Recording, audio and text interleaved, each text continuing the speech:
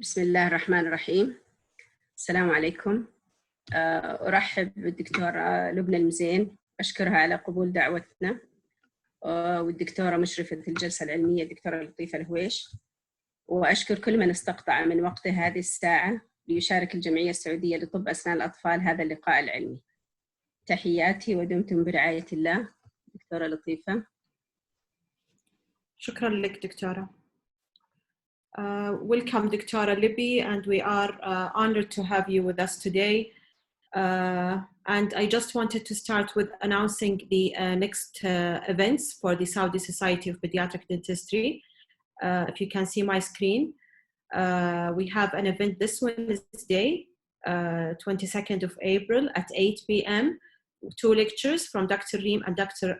Dima Farisi. And also next Wednesday as well, 29th of April, we have another event. So we hope to have you all with us at these 2 events. And I think you can start, Dr. Lubna. I will stop sharing my screen. Thank you, and thank you for the warm welcome. I'm really honored to be speaking for you all today and to be sharing some of my knowledge with you and some tips. I know that some of you may have already attended my lecture, some of you may have heard about it, but I've also updated it slightly to be a bit more suitable for specialist pediatric dentists, which I know that most of you are. And I hope that you'll find some benefit from this talk today, and that I can maybe I'll learn something from you as well. So that's the point of today, and also to take our mind off everything that's happening at the moment. So I'm really happy that the Saudi Society of Pediatric Dentistry has been so proactive in organizing these events to keep us all busy, because I know that I'm really missing practicing dentistry at the moment. So today I'm going to talk to you about molar incisor hypomineralization and planned extraction. And of course, it's from a pediatric management perspective. I just completed last year my Declan Dent in pediatric dentistry from the University of Edinburgh here in the United Kingdom. I also hold postgraduate certificates in dental public health and medical education, which is why I'm so interested in teaching and also in advocating good oral health for children in general. So this is where I live, Edinburgh. It's a beautiful city, and after finishing my degree, we decided to stay here because it's the nicest place I've lived in so far. And I've lived in many places. I've lived in Australia, I've lived all over the UK, Dubai, Bahrain, even Saudi Arabia, believe it or not, Riyadh. And if you see on the top right picture, that's one of the streets which is said to have inspired the writer J.K. Rowling's Harry Potter, Diagon Valley, if you read Harry Potter. So it's a really nice city with lots of old buildings, and it's beautiful to walk through. A little bit about me on a personal level. I'm married to Emad Al Muzian. He is an orthodontist and he's very active in teaching as well. So we make a good team, peds and ortho. And these are our 3 daughters who drive us crazy and make us very happy in equal measures. And I'm a pediatric dentist. You can follow me on Instagram and on Facebook. I'll put these details up at the end. These pages I use more to connect with my patients, but lots of dentists find it useful as well because it gives them some of the resources to speak to their patients about dentistry as well. And on the side, I bake. So when I'm not busy teaching or doing dentistry, looking after my kids, I like to bake, and usually it's creations for them for their birthdays. And this is my Tooth Fairy Tips page, which I hope you'll follow on Facebook. So today's learning outcomes will be, we want to be able to identify the key features of MIH, we want to be familiar with the guidelines for planned extractions, we want to be able to identify cases where these guidelines can be applied in the best interests of the MIH patient, and to familiarize ourselves with the different methods to deliver the options to the patient, and be confident in behavior management for children with MIH. I'm sure you're all really great at behavior management anyway if you're pediatric dentists.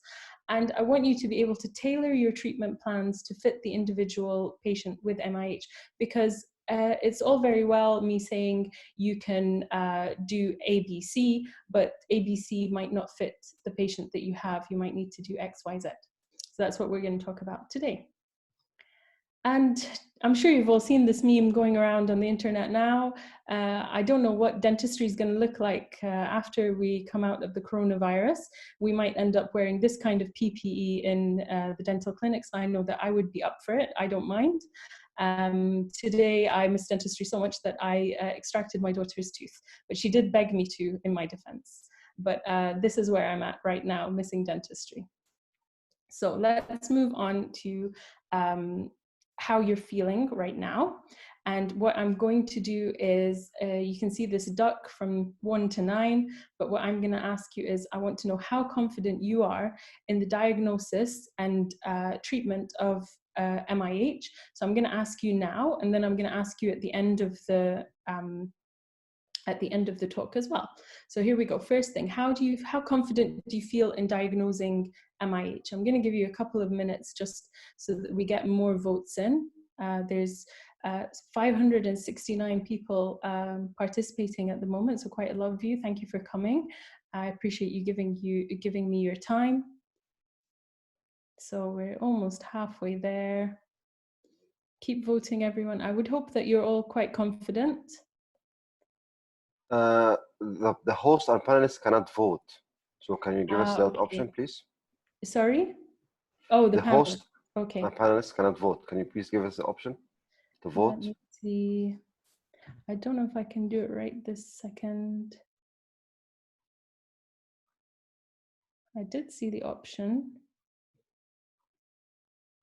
I think I'll have to do it for the next poll. So let's end this poll now. And let's see, so over half of you have voted. Let's have a look.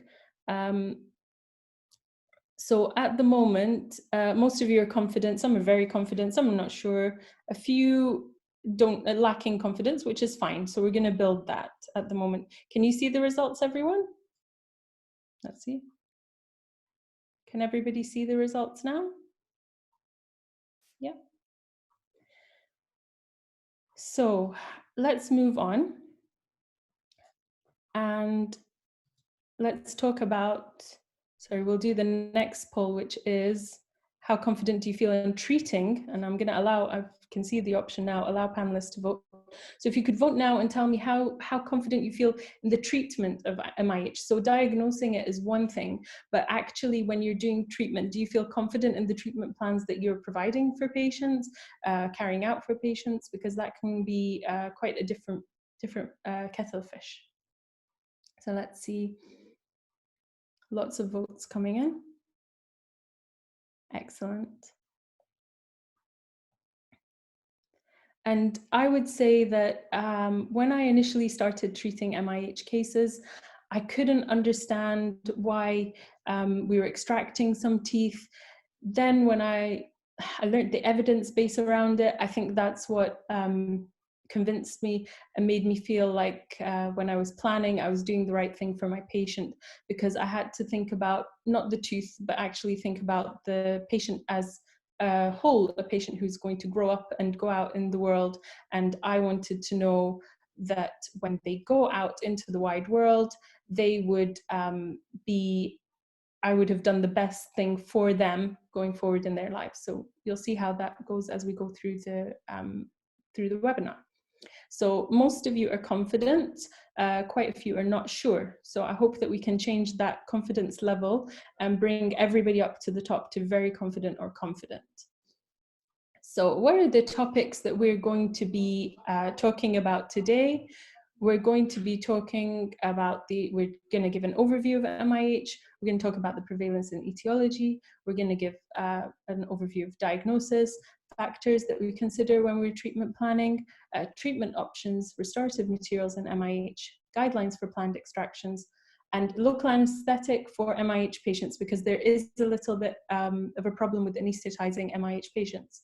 We're going to talk, after we've gone through all of this, we're going to talk about the tailored approach to treatment and the behavior management for these patients and some cases. Now, if you have attended previously, I have increased the cases and they're much more clinical now. So we're going to have some hypothetical patients to look at the end. And I do have a really nice bonus for you all as well. So there's a nice bonus at the end. So overview of MIH. We all know the definition, which is that it's hypomineralization of a systemic origin, and it presents as demarcated qualitative defects of enamel on 1 to 4 first permanent molars, and it's frequently associated with affected incisors. Now, that's been around since 2001.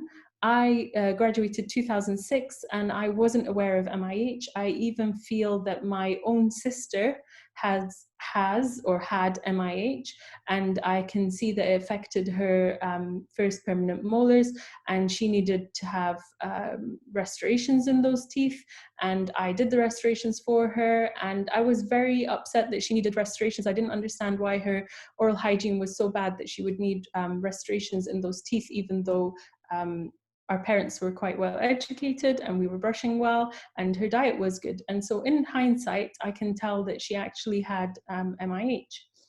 And we're seeing new patterns emerging, which is that the hypomineralized second primary molar is becoming more apparent. And what that means is that we're seeing children who have the second primary molar is hypomineralized, and that can be indicative of MIH for the permanent dentition. So it's very important that if we see that, we actually keep an eye out and monitor patients as they grow up and get their permanent dentition. So moving on to the prevalence and etiology. Prevalence of MIH is very varied. So in some report it as low as 2%, others report it as high as 40%. So 2 and 40 is a huge, huge difference. And the problem with this is that we do need to know a bit more, and the only way to do that is to have it recorded a bit more. At the moment, we don't have many studies. I think that if we start to actually report it more, we don't know if actually at the moment we're over-diagnosing or if we're under-diagnosing. So is it being missed and misdiagnosed as caries, or is it being over-diagnosed as an excuse for caries? We don't actually know. What I'm happy about is that there's now an index which can help us because it will standardize diagnosis. It gives us good records when we're making our notes, and we can see how treatment progresses. And this will help us with epidemiological studies in the future. So what is this index? We'll talk about in a moment. The etiology, so we always want to know, how did we get here? When a parent comes in and you tell them that their child has MIH, they want to know why. They don't want why, how did this happen to my child? They might feel guilty, think it's their fault. So it's very important to reassure them. The etiology is not very clear, but what people do know is that it might have a systemic origin, and where the amelogenesis has been disrupted, and this might have been in the early maturation stage or in the late secretory phase. Now, some people think that actually it's lots of factors along with the systemic factors. So what are these other factors? Acute or chronic illnesses, exposure to environmental pollutants, and this is especially in the late pregnancy and first 3 years of the child's life. So what we do is we ask the parent when they come in, you say, did you have any complications during your pregnancy? In the first year of life, was your child sick all the time? So it's important to ask these questions and make a note of them, because this will help us as we go forward and look back on cases retrospectively. It can help us to give a better diagnosis, a better etiology for our diagnosis. But there is the possibility of a genetic role in the etiology of MIH. So what I hope going forward would happen is that we'd have more genetic testing, and genetic testing has become more accessible to people. So I hope it's something that in the future will be done as standard. I'm not going to go through all the causative factors. I'm sure you've all read about them, and they're all in the paper which I have referenced for this presentation. So moving on to diagnosis. How do you diagnose MIH? I hope that you're all quite good at diagnosing MIH. What you're looking for clinically is the white creamy opacities and yellow-brown opacities and post-eruptive enamel breakdown. And so this is basically the spectrum which it presents as. It starts as a very, very subtle white creamy opacity, and then it goes down up to the post-eruptive breakdown, which just looks like a cheesy molar. We say it looks like a cheesy molar which is broken down, and it just seems to erupt into the mouth and crumble. And the problem with these teeth is that when they get caries, the caries becomes atypical. And what does that mean? If you look at the top right photo, you can see that caries, how it's spread. And the way it's spread is such that it doesn't follow the fissure pattern and go into the tooth like you would expect. It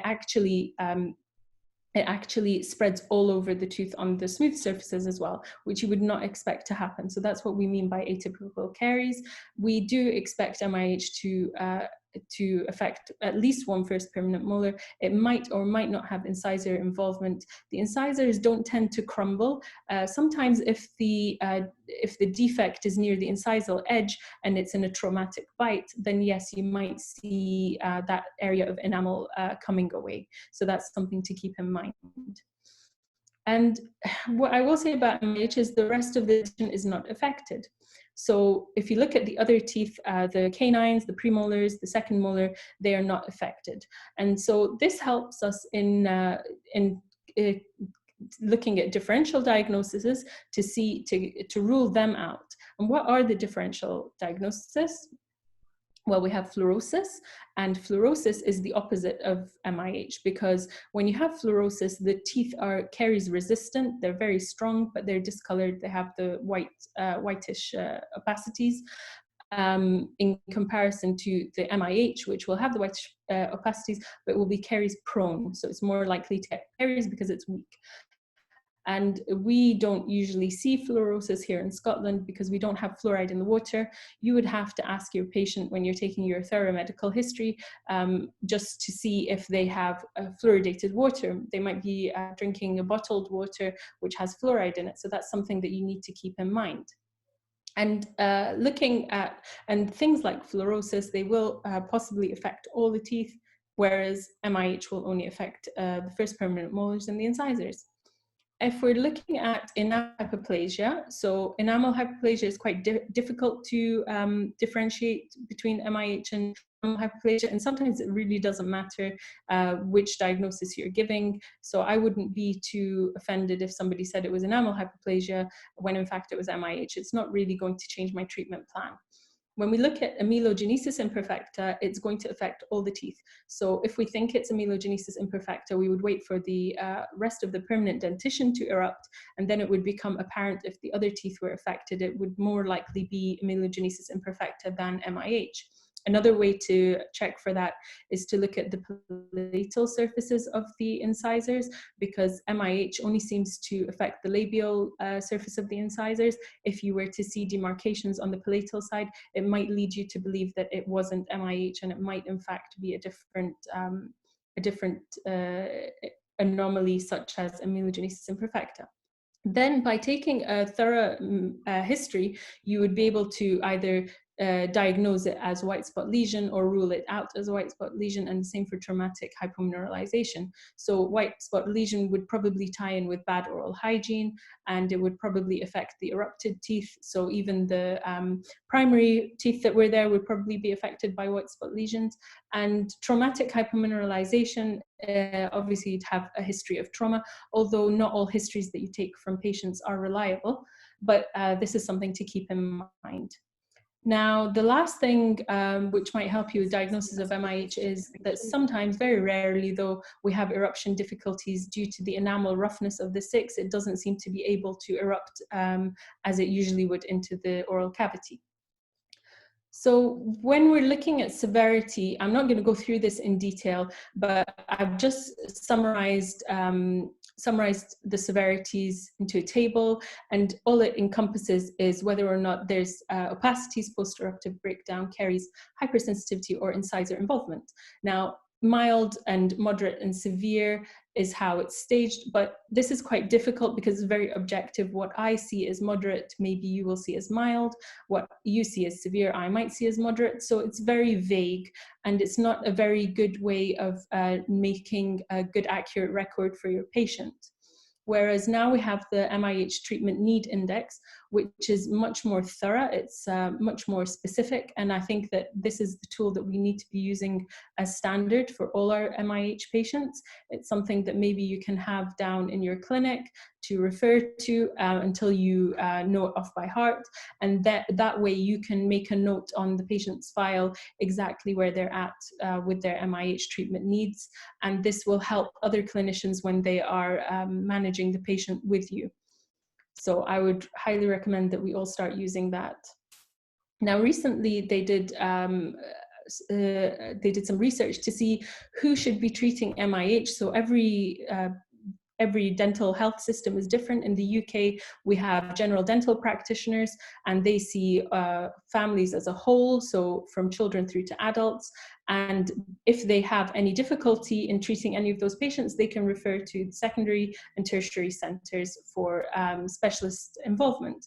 So they asked the attitudes of the general dental practitioners and specialists in pediatric dentistry to see who they thought should be treating MIH. And what they found is that specialists felt that compromised first permanent molars should be referred to a pediatric specialist, and the GDPs felt that they should be treating these children. So there was a difference of opinion. And what about when they were treating? Was there a difference in the type of treatment they were providing for these children? Yes, there was.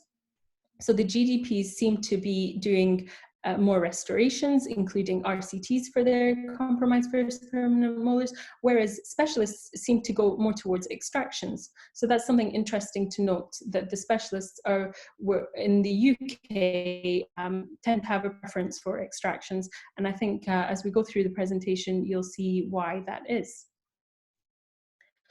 And let's talk about what MIH means to the patient. So when the patient comes into you and you tell them that their child has MIH, I think the first feeling that the parents have is guilt. And that's because they feel like it's something that is within their control, because they're educated to think that their children, if they brush their teeth and give them a good diet, they won't get holes in their teeth. And when you tell them that their child has a hole in their teeth, this might lead them to feel that actually I'm doing something wrong for my child and it's my fault. So it's really important to reassure these patients and their parents that actually they're not doing anything wrong. This is something out of their control. It's something that you are born with. It's not something that you have caused for your child. And what it means to the, I'm sorry, my computer is skipping ahead of me, but what it means to the patient is the patient will have pain, and they'll have a post-eruptive breakdown. They might have pulpal involvement. Their teeth will be sensitive, and this sensitivity can mean that they won't brush these teeth very well. They won't allow their parents to brush the back tooth because it feels sensitive to the cold water when they're brushing, and this can lead, this deterioration in oral hygiene leads to an increased caries risk again. So they're stuck in a very vicious cycle of not cleaning because it's hurting, and then that causing poor oral hygiene, causing caries, and then they're becoming pulpal involvement, which is even more painful. So and the other issue is that the caries progresses very rapidly for them. So even the smallest the beginning of caries will spread quite quickly over the course of a month or two. So it's very important to be monitoring these patients carefully. And this can lead to anxiety. So all of these factors, which I said, like pain and the sensitivity, can cause anxiety in a child because they won't want you to come near them when they have a tooth which is bothering them. And it also gives a very big treatment burden to the parents and the child because all of a sudden they've gone from having to see the dentist every 6 months and everything is fine to seeing the dentist and maybe having to talk about multiple appointments for restoration and stabilization of their teeth, appointments for orthodontic assessments, appointments for possible extractions. And talking to them about losing teeth is also quite worrisome for them. And all of these appointments can mean that they're missing school. They could be missing school anyway due to pain, or they might be missing school because they have because they are attending appointments or they're in pain. So then we come over to the aesthetic concerns with the anterior teeth. So anterior teeth, because they have these opacities, it can lead to them being bullied, and this is quite it's quite a problem for children, because I'm sure you know that in schools, children will pick on anything. So if they find that that child has the yellowish brown demarcations on their anterior teeth, this could lead to them being bullied, and that can be quite a significant effect on the mental health of that child. And I'm not sure how the healthcare system works in all over the Middle East, but in the UK, children are covered for dental care until the age of 18. After that, they have to pay for themselves. And so this can be a financial concern for some families in different parts of the world, where they actually have to pay for the dental treatments which you are planning. So that's something that you have to keep in mind when you're seeing the patient. For you as a clinician, what does it mean? It means that local anesthesia can be difficult. You're dealing with a patient who has fear and anxiety. We said because of the pain and the sensitivity that they have. They probably have no past dental history. If they've never had dental treatment before, this can actually be a burden on you, because you're getting this child at a very difficult age. So between the ages of 6 to 11, 12, they're quite difficult to handle in terms of behavior management. And like I said, they have pain and sensitivity, which is difficult to manage. They'll need multiple assessment and treatment appointments. They'll possibly need, for example, a root canal treatment. If they need a root canal treatment, that's a long appointment. And so that can be stressful for you as a clinician, trying to distract and manage this child for a long period of time. And the restorations in MIH patients are not as straightforward, because the bonding can be compromised. So these are all the factors which will impact you as a clinician when you're treating MIH. So when a patient comes to my clinic and I say that they have MIH, or I think that they have MIH, this is the leaflet which I give them, and it's a very nice leaflet. You can access it online. It's available for free from Guy's and St. Thomas NHS Foundation, and it gives a very nice, concise overview of what MIH is, what it looks like, why have they got it, do we need any tests, what are the treatments going forward. So it's a really good leaflet to have in your clinic to give out to patients, because what can happen is you give them lots of information, they're bombarded by all this information, and then when they leave, they've forgotten half of it, and that makes them worried. So when you're giving them information, you're giving them the power and helping to alleviate their worries as a parent. And also, if one parent has attended and the other one hasn't, that means that they can relay the information correctly to the other parent of the child, which is very important as well. So going back to our topics, we're now moving over to the factors which we need to consider when we're treatment planning. So when we're treatment planning, we're going to look at the child's age, because that can have an effect on their behavior management. And also, when we talk about age, I mean dental age and chronological age. So dental age, we need to take into account how close they are to their sevens erupting, which is an important factor we're going to discuss in planned extractions. We need to look at the severity of the MIH. Mildly affected MIH patients on the lower end of the scale, we won't need to do as much for them in terms of restoration and extraction, but we might need to do more in terms of enhanced prevention and sealants. So that's something to keep in mind. We also have to look if there's pulpal involvement, because that will affect our treatment plan. We also need to see if the third molar is present.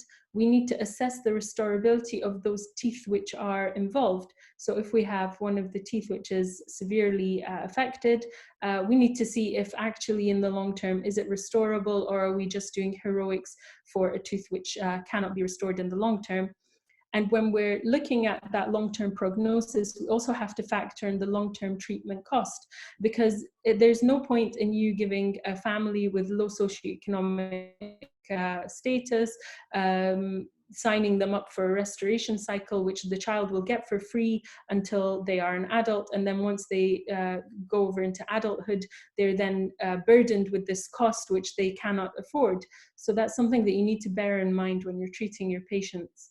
And we're going to talk about balancing and compensating extractions as well, because this is something which is in the guidelines for extractions, and also hypodontia. So hypodontia is an important factor, because if you have an affected tooth in a quadrant where you also have hypodontia, that will change your treatment plan. So the tooth that you were maybe uncertain about extracting or restoring might become more reasonable for you to restore it, because you are mindful that they are missing teeth in that arch.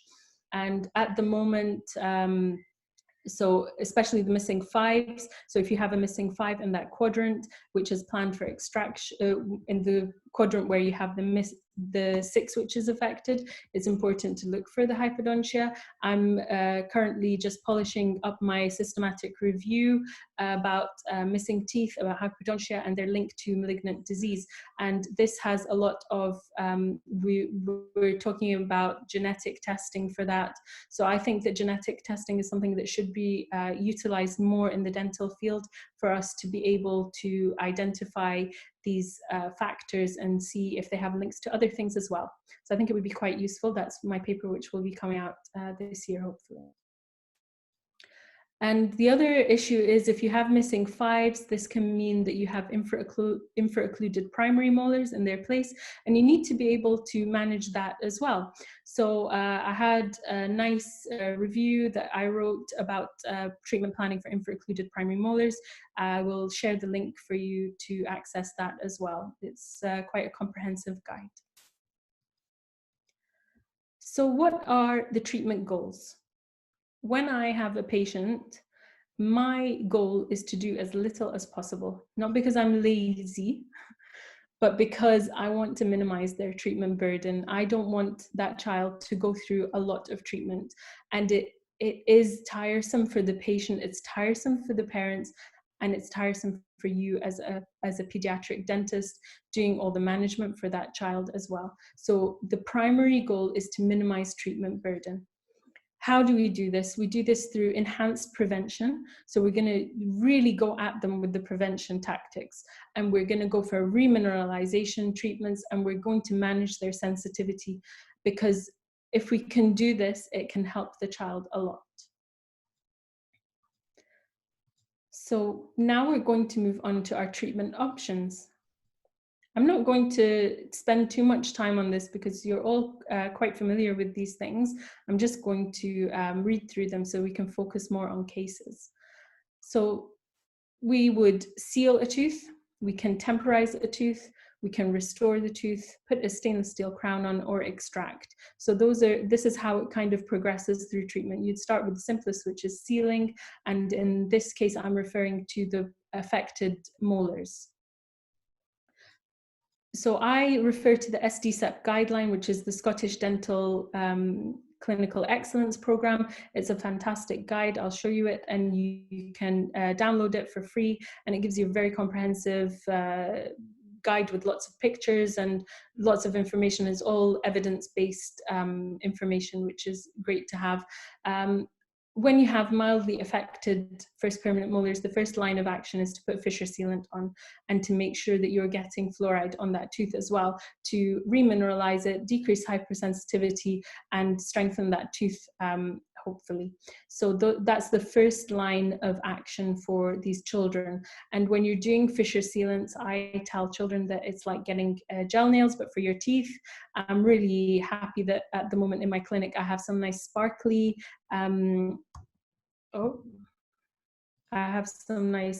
sparkly. Sorry, I think I've been on my computer for too long today. It's trying to lock me out. So I have some nice sparkly shades as well, glittery ones. Here I've got a Fuji pink on a tooth as a fissure sealant, which is good because you can see it. And this is a white shade of fissure sealant. So it's good to have shades because then you can see it a bit more clearly. What I give children when they come to see me at the clinic is a social story. I know that it's meant to be used for autistic children, but I find it really effective for all children because children like to know what is happening. When they know what is happening, they are much more likely to cooperate. They are much more likely to accept the treatment much quicker. So this shows all the instruments that we're going to use. I have given them really nice, cute names because I wrote this social story through an app, and I can tailor this social story to suit whichever patient I want to. If I want to drive a message home to that patient who doesn't like water in their mouth, but also doesn't like taste, I can explain to them that I will keep their teeth dry if they keep their mouth open. So it's a way of getting their cooperation and showing them all the steps.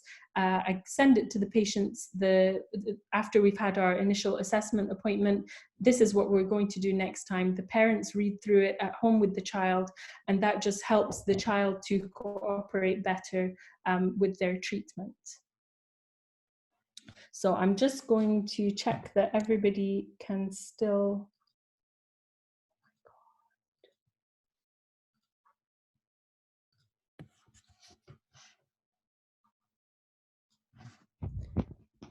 Hi, everyone. I don't know where I lost you or if I lost you. Can anybody hear me? Yes, Dr. Lubna. Oh, Yes. sorry. Did you hear that last bit? Yes. Yeah. Okay. So you can hear me. Excellent. Sorry. I think with the coronavirus, we're spending so much time on our computers that our computers have reached the point where they're locking us out and giving us limits. So I know I've put time limits on my children's iPads and phones, but it seems that that Zoom has also put, not just Zoom, PowerPoint and everything is putting time limits. Yeah, it's being overused these days. Overused, yes, exactly. Okay, so let's go back to our presentation. Okay, so this is the social stories are what I use for all children, and it's I tailor them to each child, and I email them to parents the day before, sorry, not the day before, the day of the assessment appointment, so they can go home and read them, and they'll read them before they come to the appointment multiple times. That way the patient knows exactly what to expect. I can just give them a quick summary at the beginning of the appointment and they will continue. So this is the app that I used to create that story. It's not expensive. I think it was £15, which is around $20 or something. And you just pay one time, and then you can add your own audio, you can add your own images, you can add your own writing. And I send it as a PDF to my patients. And you can also make it specific to the patient themselves. You can actually use their own photos as well. So moving on to toothpaste, here in the UK, we recommend that you use a fluoridated toothpaste under 3 years, 1,000 parts per million, and over 3 years, 1,450 parts per million. And we would use a smear for under 3 years and a pea-sized amount for over 3 years. So that's again going back to the SDCEP guidelines, and you can check your fluoridation levels for your children and what they're having before you give them advice about fluoride toothpaste. The other mode of fluoridation we give to our patients, especially MIH patients, is topical fluoride, and that's 22,600 parts per million.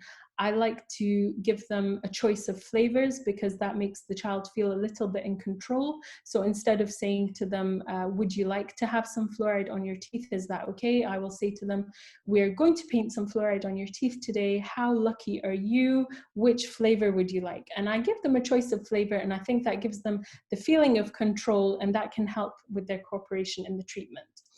So what we need to decide is this child a low risk or high risk? If they had mildly affected teeth, I would put them in the lower risk category. If they had more severely affected, I would go in the higher risk category. If they're low risk, I'm going to give them fluoride every 6 months. This is the topical fluoride in addition to the fluoride that they're using for brushing. And if they were higher risk, I would see them every 3 months to apply this fluoride. And always make sure that you use some floss to make sure that you're getting that fluoride into the contact points between the teeth as well. That's really important. So we're up to restorative materials. So this is the SDCEP guideline. You can download it online. It's free. It's a great guide for everybody. And anybody who asks you on treating children, just direct them to this manual.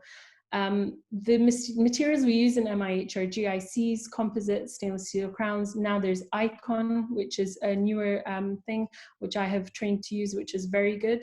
But looking at what our treatment goal is, we want to seal. So sealing is the most important aspect. If you can get a seal on the tooth, it's going to decrease the hypersensitivity and it's going to decrease the caries rate in that tooth. So recently they did the FICTION trial in the UK, and they looked at, they did an RCT, and they had 3 groups of people with preventive measures and conventional restorative measures. And what they found was just doing prevention can be just as good as doing proper, well, not proper, but doing conventional restorative treatments for children, which is reassuring, because I think that doing less for children and knowing it's still going to give them a good outcome is a bit reassuring for you as pediatric dentists when you have low cooperation. So if we look here, there's even glass ionomer cement, which we use in the pink color. It's called Fuji Triage. This is very good when you have a partially erupted molar and you want to put on a sealant onto that tooth before it erupts totally, and you, at that point, you won't have very good moisture control, and you might not even have a very cooperative child. So being able to do this finger press restoration just to seal the top of that tooth can be very beneficial, because it's also going to leach some fluoride into the surface of that tooth and strengthen it. And we'll talk about how that can help with anesthetizing later on, and also it can help the child to acclimatize as well.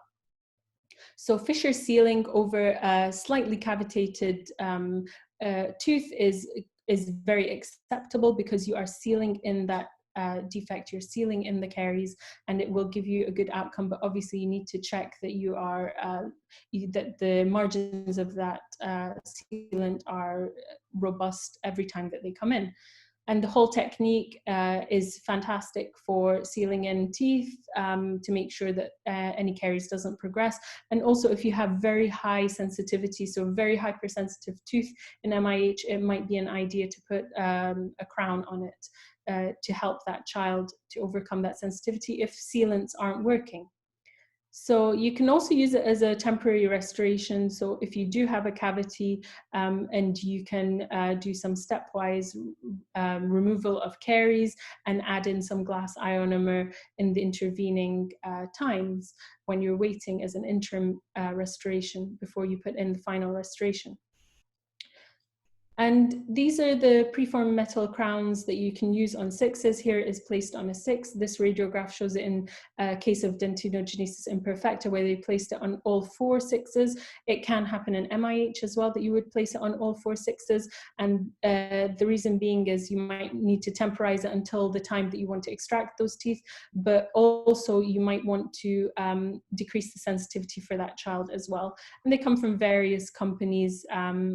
You have to trim them because the gingival height of the tooth is quite small in children, whereas these crowns are probably designed for adults because they're for permanent molars. So just trimming them so that the gingival height is less will help you to be able to fit them. So what you need to do is find a size which is too small to go over the bulbosity of the tooth, and then trim it with some scissors, and that will enable you to see it correctly over the tooth. Now, Icon is something quite new, and at the moment it's used with lots of success for the anterior teeth. So this is one of the treatments that you can recommend to your children who are coming in with MIH opacities on their incisors, because that's reassurance to them that you can actually help them to get rid of these white spots. And Dr. Jeanette McLean, who works in the USA, I think, she is she uses the Icon a lot, and she actually puts up lots of pictures, which I'm very grateful for. The other use of it is for interproximal caries. And that can also help, what we're hearing actually is that it can also help with MIH affected teeth, posterior teeth, so the first permanent molars. And they're saying that if you put it on first permanent molar, it can help with the bond strength of subsequent restorations. If you were then needing to restore that tooth, you would be able to restore it with better bond strength if you use Icon before you do the restoration. Now, moving on to the anterior teeth, first line of treatment for the anterior teeth is reassurance.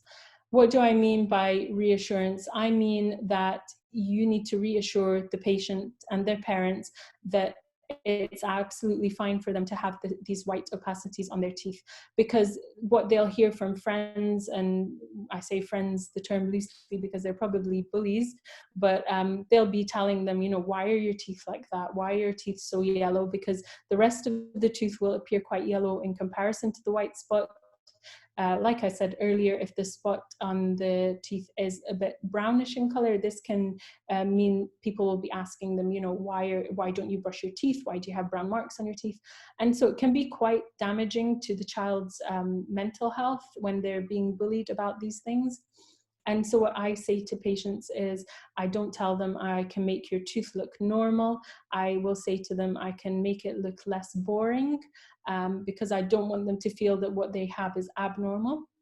I always refer to it as a freckle. So like the freckles that you have on your face, I say this is a freckle, but it's on your tooth.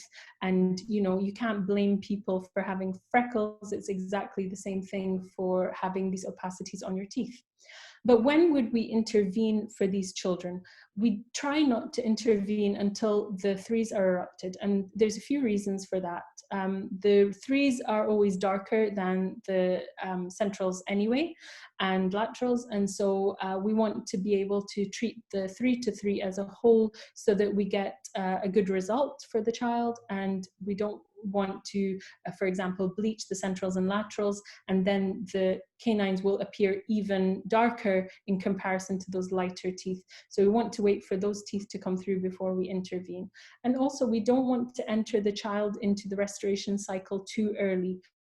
By getting them into the restoration cycle too early, it's a lot of treatment burden, it's a lot of financial cost as well.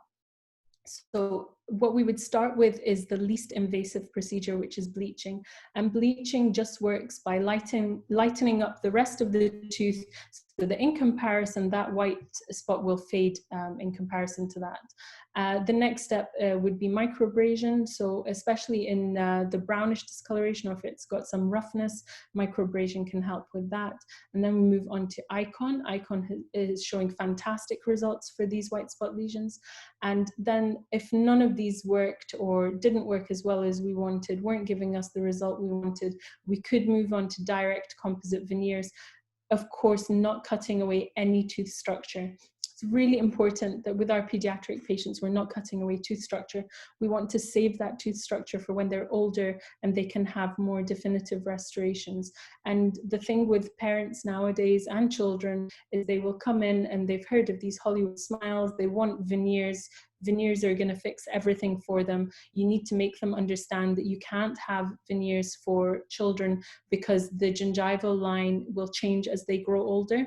And we don't want to put a veneer on and cut away tooth structure for them to then need to have that replaced as their gingival line changes. So that's really important. So we need to save those treatments like veneers and crowns until they're in adulthood. So now we're going to move on to the second part of the lecture, which is the guideline for the planned extractions. And the Royal College guidelines are the ones that I found. There's all two papers, which are quite a bit more recent. So one of them is the lower first permanent molars developing better predictors of spontaneous space closure, which highlights the need to look at the bifurcation of the 7s for calcification, but also to look at signs in the 5 as well. And then the nicest paper I've seen recently in 2019 is interceptive extractions for first permanent molars, a clinical protocol, and it has this fantastic flow chart on the right here that you can see, and it just asks you a very simple question: what is the long-term prognosis of the first permanent molar? You will either know it's good or poor, or you'll be uncertain. So it's these uncertain ones that this flow chart is very useful for. And there is an ideal timing for the first permanent molar extraction. And what is this ideal timing? In the maxillary arch, you seem to get good results no matter what the timing of extraction, so early or late, or on time. However, in the mandibular arch, it seems to be more time sensitive, and you get variable results. Now, the reason why you would get variable results in the mandibular arch is because the type of bone which we're expecting the tooth to move through is different. So if you compare, the density of the bone in the mandible is quite different to the cortical bone in the maxillary arch. So that's why it's very important that we get the timing right specifically for the lower molars. And we're looking at a range of 8 to 10 years. Some children are early and some children are late. It really depends on their dental age. So we're looking at a clinical sign of eruption of the laterals, but the 7s and 5s shouldn't be erupted. And radiographically, you should see that the 7 is still within bone. It shouldn't be out of the bone coronally, and the bifurcation should have signs of calcification just starting. And why is timing a problem? It can only really be a problem in the mandible, like I said. If we delay the extraction in the mandible, what happens is we get mesial tipping and rotation of the 7s. So they tip mesially into the space of the 6 rather than drifting to take the space of the 6 and close the space. And also the 5s can tip distally as well. So we get mesial tipping of the 7 and distal tipping of the 5, which leaves a quite difficult space to restore and clean. And that space is an issue for that patient. But if we go too early, so if we extract from the mandible too early, we will not know if the 8s are present or not, because radiographically we won't be able to see. And the mandibular 5s can drift distally through the bone and maybe not erupt in a favorable position. And the labial segments have been shown to retrocline and increase the overbite for that patient. That's why we need to get the timing right for the mandible. So what are the guidelines for the first permanent molar extraction? They've split it up into class 1 cases, class 2 cases, and class 3 cases. Now, for class 1 cases, we'll talk about minimal and moderate crowding. For class 2 cases, minimal and crowding, minimal crowding and crowding. And then class 3 cases, I've put this meme or this GIF because it's complicated. So it's very complicated in class 3 cases, and we'll talk more about that in a minute. So if we have a class 1 case, so a child comes to you, they have class 1 minimal crowding. When should you extract their first permanent molars? If that is what you have decided your treatment plan for that tooth is, you should extract at the optimal time, which is when the calcification of the bifurcation of the 7 is visible radiographically. You do not need to balance the unilateral first permanent molar. So if you're extracting one, you don't need to extract the same tooth in the same arch on the other side.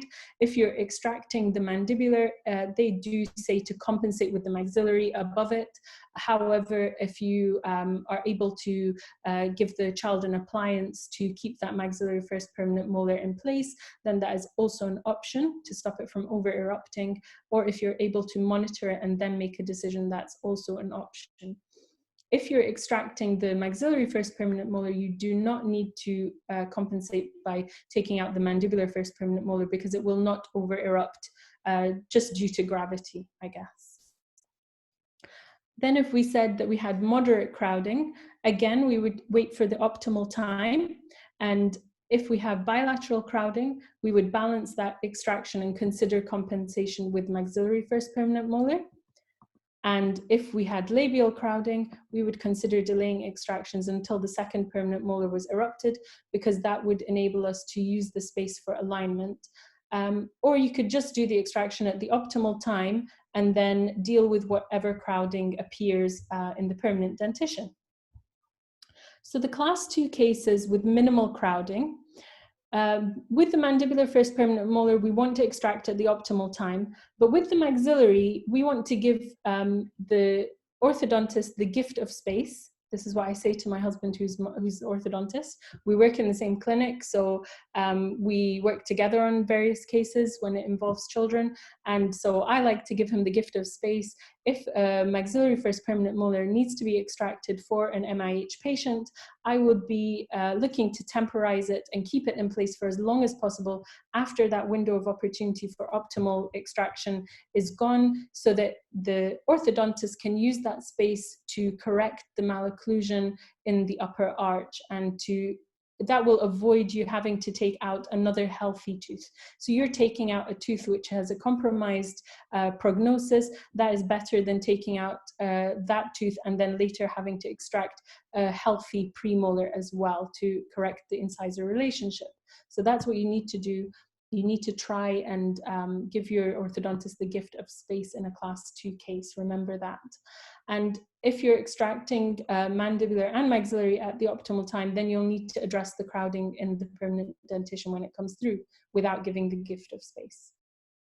So if they do have crowding, so that one was for mild crowding. If we do have crowding and for the mandibular first permanent molars, if the 8s are present, we will extract at the optimal time, or we'll extract the mandibular maxillary at the optimal time and immediately use a fixed orthodontic appliance. So that's another option. So that's something you would have to discuss with the orthodontist who would be taking on the case. And you do not need to balance and compensate mandibular first permanent molars when you're doing when it's a class 2 malocclusion for that child. And class 3, never touch it. Go straight to your orthodontist. This is my favorite orthodontist, my husband. I won't say he's the best because that would be biased, but he is the best. So here we are. Where are we up to? We've looked at so many things, and now we're going to look at the issues with local anesthetic for MIH patients. And this is something that lots of dentists struggle with because they know that something is different about these patients. The problem is that they have a hyperemic pulp. Their pulp is overstimulated, and you want to get good anesthesia for these patients if you're planning on doing a restoration, because you can't get a good quality restoration without good anesthesia, and that will lead to good cooperation. So the insulation of these pulps is poor. What can help is inhalation sedation because it has a relative analgesic effect. And when you're doing your local anesthetic for these pulps, using intraligamental, intraosseous, and palatal anesthesia can help. Using infiltration with articaine in addition to a livular nerve block can help as well. Using rubber dam isolation can help because sometimes the tooth that you're actually working on is anesthetized, but what's happening is that the air from the turbine and the water spray from the turbine is going on to the other teeth in the oral cavity, and those are sensitive, and that's what's causing your patient to have pain and discomfort. So that's something to keep in mind. And you could try even using the slow saliva ejector rather than the high volume suction, because again, that cold air coming over the tooth can stimulate the sensations and make it really uncomfortable for the patient. So pre-operatively, you can also do something, which is to give the child toothpaste to use before they come for their restorative appointment. So you can give them a desensitizing toothpaste, a toothpaste that is specifically for sensitive teeth, or you could apply fluoride varnish for them at one of the pre-restorative appointments, and that can help give a sedative effect for the pulp and kind of make it a bit less sensitive, and that can help with numbing up as well. And putting a sedative in-term restoration is another option, which is where you don't excavate any caries, just put in a GIC filling, and that GIC filling will leach fluoride out into the tooth and also give it a sedative effect and make your anesthesia more profound in the next appointment. If none of this works and that patient, you just can't get them numb, you can't anesthetize this tooth, it's going to be difficult to do a restoration. You might need to even think about the last resort, which is a GA for this patient for treatment, or to abandon restoration and move on to extractions. When I'm giving children local anesthetic, I've put this nice picture of a hedgehog because that's the story that I tell my children. It's very important to distract them when you're giving them local anesthetic. So I do this regardless of whether they are having inhalation sedation or not. So they could just be on chair and I'm giving them local anesthetic. I will tell them this story. I give them first I give them the topical anesthetic, which doesn't taste very nice. So I talk them through a story where I say, this is hedgehog flavored. And I use, every evening I collect all the hedgehogs in my garden and I give them a bath. And then I use the bath water and I sieve out all the spikes from the hedgehog so you don't get spiked from it. And I make sure that I boil it up so that the flavor is really nice and strong. Can you taste it? Doesn't it taste amazing? And the children will look at me like I'm very crazy, which I probably am. And they will be totally distracted. And then I'll say to them, oh, if you don't like the taste, I'll just wash it away. And the nurse will hoover it up so that you don't have to taste it. All of these things are distracting them. The sound of the suction, the water spray, they're expecting something cold. So they expect the local anesthetic as it's being administered so they don't get a fright. And just talking them, distracting them and talking to them saying it's going to feel really cold because this water is really cold, we didn't warm it up, but if you think really nice warm thoughts then you will help to warm it up and it's going to feel like a big warm balloon. So that's the way that I introduce local anesthetic to children. Another thing, which is a tip from me, is to use use the topical anesthetic in the appointment before you're going to give local anesthetic. So putting the topical on the child's tongue or on their gums, their lip, in an appointment before they have to have local anesthetic will help them to see that the sensation of numbness, what it feels like, but also that they will recover from it. And that's really important for children to understand that yes, it feels strange, but that strange feeling will pass and it will go back to normal. So it's really important to introduce local anesthetic in that way. And it usually makes the anesthetic administration much quicker and easier and less fuss. And the parents are usually surprised that their child has had a local anesthetic and hasn't actually batted an eyelid. They're absolutely fine with it. So we're going to move on to a tailored approach to treatment, because now we've got all of these things, all this information. How do we tailor our treatment for this patient? Well, in the initial appointment, when I see patients, I make sure I get a thorough past dental history. This gives me an indication of how much they value dental health. It gives me an indication of how much they will cooperate based on how much treatment they've had. Sure, as pediatric dentists, you all know this. Again, their brushing habits and whether that or not that will impact their values. I need to know their snacking habits. What are they drinking? This all helps me to understand their socioeconomic status and also how much motivation they have towards treatment, because there's no point in you trying to do heroics for a tooth and do lots of appointments and restorations when the parents aren't interested. They just want the tooth to be taken out and they don't want the headache of coming back and forth. So this is all this information collecting is important when you're treatment planning. And when you're doing your clinical examination, I always offer two choices. If they're very nervous, I ask them to sit in the dental chair or on their parents' lap to begin with. But as we move forward, I would be aiming for them to be on the dental chair, obviously.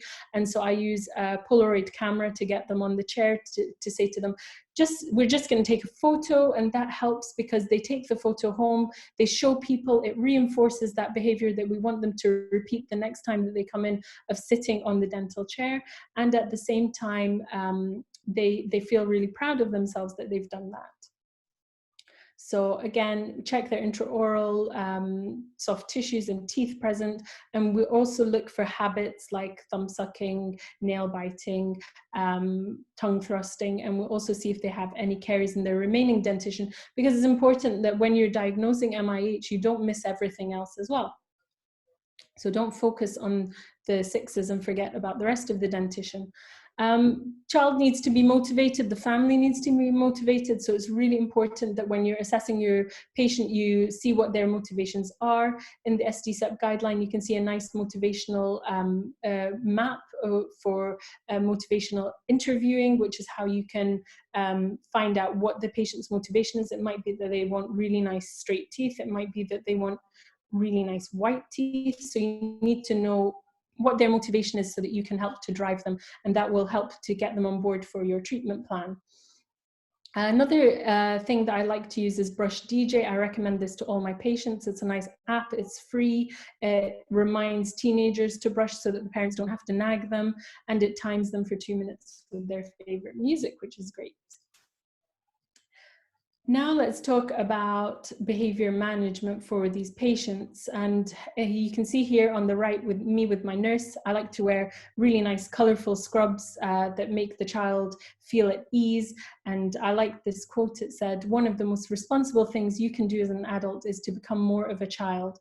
So what I would entice you to do is to watch more Disney movies so that you have something to talk to the children about when they come into your clinic.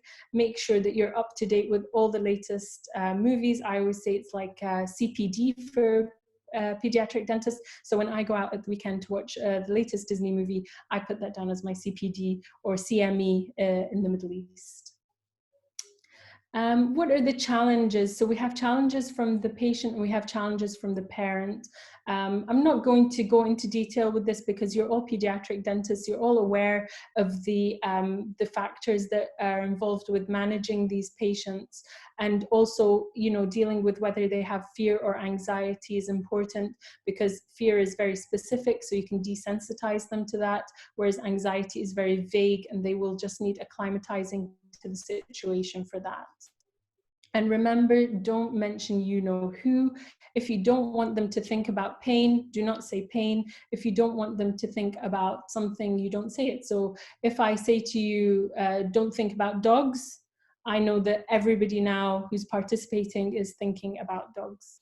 So it's really important to not mention the things that you don't want them to think about. So don't ever say, don't feel scared, because the only thing the child will hear is the word scared, and they will automatically think that they must be scared. In terms of behavioral management techniques, I'm not going to go through these again because, like I said, as pediatric dentists, you're all aware of them. This is a time-lapse video of me taking my daughter, actually, but this is the procedure that I do for new patients. I take a picture of them with their name to start with, to break the ice. I let them choose sunglasses. I take a Polaroid picture. She's got a TV on the roof, on the ceiling, sorry. So she's looking up at that TV screen. I have lots of different pictures of cartoon characters, of myself out with my children, lots of different things, of dental treatment as well. So she's looking at that TV, and I sing as well at the same time. So you might catch me singing Disney songs to my patients if you walk past my clinic. And it distracts them really well because I know all the words to all the Disney songs, which amazes all of my patients and parents, I think. And I take them for a reward at the end from the treasure chest. So I think that most children, when you make it fun, they will enjoy coming. And make sure that if you're losing them in the appointment, try and take a step back. So don't force them to do the next thing. Maybe just take a step back and go back to something that they were actually able to do. Complete that again to regain control, because you want to end on a positive note with your appointments. And if you are in doubt, you can refer to a specialist if you're not a specialist. If you are a specialist, sometimes just taking a break from treatment, reassessing and you know, giving them a couple of weeks break. Sometimes they can just need to change the clinician. Sometimes you just don't bond with that child and they need a different approach, and there's no shame in passing on a patient to a colleague if you really struggle with them. It could be to your benefit and their benefit as well. And I use inhalation sedation a lot. I love it. I'm sure you're all aware of its effects. It has anxiolytic effect, increases their pain threshold, gives a little bit of amnesia, and they lose sense of time. So it's a very valuable tool when you're treating MIH patients who maybe need extractions at a younger age than expected for their permanent molars, and also for their longer restorative procedures as well. And now we're going to come on to the cases. So I've done it a bit differently today. Last time I had some radiographs.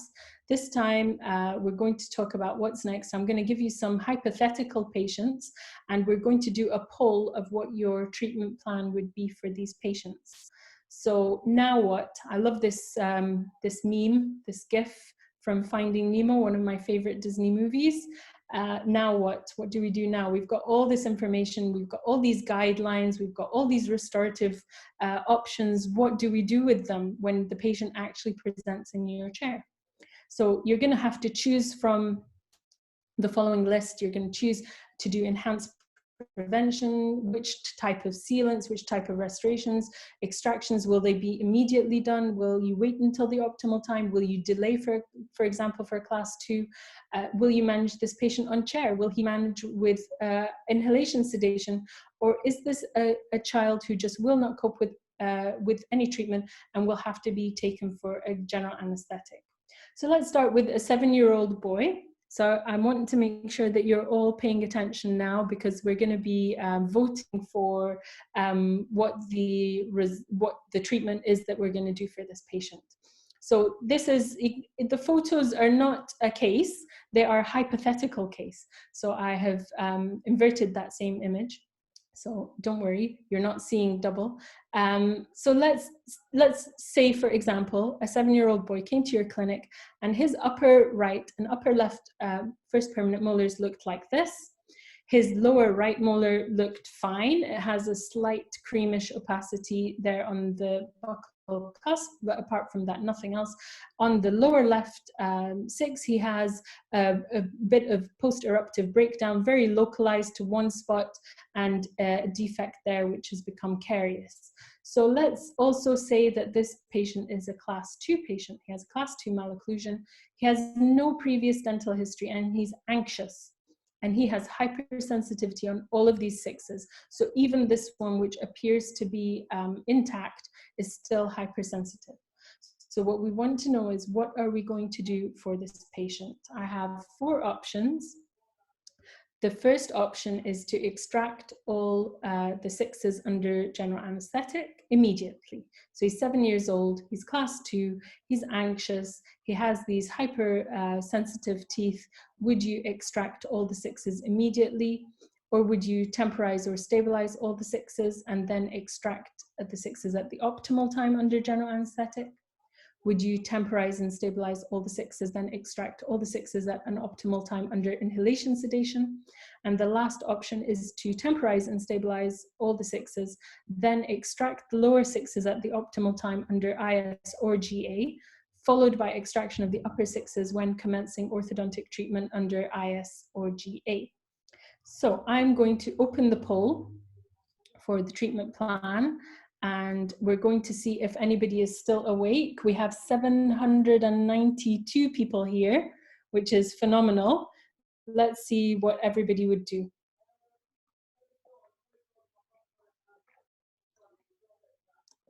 Let's see.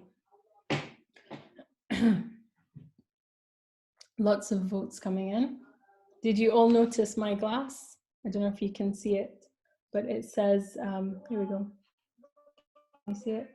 It says, I'm fluent in Disney lyrics and Friends quotes, because I love Disney and Friends. Quite cute. So we've got lots of votes, lots of people are voting. I think I'll leave it open for just a minute and then we'll see what people think. So back to the pictures here. So can you all see the pictures? This is the child. Upper 6s are cheesy, lower right 6s creamy opacity, lower left has post-eruptive breakdown and some overlying caries. He's a class 2, he has no previous dental history, and he's anxious and his teeth are hypersensitive. Okay, I'm going to end the poll now. More than almost half of you have voted. Let's end the poll and we'll share the results. So you should all be able to see the results right now. 50% of you said that it would be D. I think that I would go for D as well. Now, why would we go for D? We go for D because the teeth, we said he's a class 2. So that space that we will get from extracting those upper 6s, which are poor, which are compromised, and they're not going to have a very good long-term prognosis. If we extract them at a time where the orthodontist can utilize that space, we're giving the gift of space, remember, to our orthodontist, and we're killing 2 birds with 1 stone. And at the same time, but that gives us a 2-phase treatment. Now, the problem with doing a 2-phase treatment is you have to make sure that the patient can tolerate that. So if they were going for, if they wanted to have everything done at once, then no, you would probably have to go for stabilizing the 6s until the optimal time and extracting them all, and then presenting your orthodontist with the option of dealing with what they're given, basically, which is usually what happens, you know, if they're not planned adequately. Now, how would you temporize these 6s? So I said stabilize, temporize these 6s. How would you do that? For the uppers, if they're hypersensitive, in the first instance, we'd go for a GIC fissure sealant, see if that helps. In these kind of cheesy molars, it's quite difficult to get fissure sealant to stick. I have mentioned Icon. Icon is starting, some people are starting to report their use on occlusal surfaces of 6s, so that might be an option. But if you were putting on a GIC resin sealant or putting a composite resin and nothing was helping with the sensitivity, then you would probably put on a stainless steel crown. And with the lower left 3/6 here, again, putting on a stainless steel crown or a restoration in the interim. And for the lower right, you would have to put a sealant. But even that tooth, if it was so hypersensitive that no matter what you stuck on top of it, it was still sensitive, it was still causing bother to that child, then you would possibly consider putting a stainless steel crown on a preformed metal crown. So let's move on to the next case. We have an 11-year-old girl. Now this 11-year-old girl, her upper right 6 is looking quite cheesy, upper left 6 is looking fine, and the lowers are looking fine. They just have a creamy opacity on each. How would you treat this patient if she has a class 1 malocclusion and she has a dental history of restorations? So she does have some experience with having treatment, and the only hypersensitivity she has is on that affected molar, 1/6, and her 7s are erupting and not covered in bone radiographically. So keeping in mind these factors, class 1 malocclusion, past dental history of restorations, hypersensitivity on the 1/6, and the 7s erupting, we're going to have 4 options again. Extract the 1/6 and 2/6 immediately on chair with IS. Temporize or stabilize the 1/6 and extract when commencing orthodontic treatment. You can extract the 1/6 immediately on chair with inhalation sedation or with inhalation sedation. You could extract the 1/6 and 4/6 immediately on chair. So what would you do? Let's open up our polling. So this is our treatment plan for this girl who is 11 years old.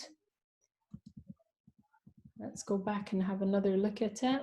So she's 11 years old. It's the 1/6 which appears to have a cheesy molar-like appearance, and she has hypersensitivity on it. She's class 1 and her 7s are erupting. These are the options: to extract 1/6 and 2/6 immediately, temporize, stabilize 1/6 and until you commence orthodontic treatment, extract 1/6 immediately, extract 1/6 and 4/6 under, with on chair, or immediately on chair or under IS. What does everybody think? So lots of votes. I think I'm going to wait for another 10 seconds and then I'll close the voting.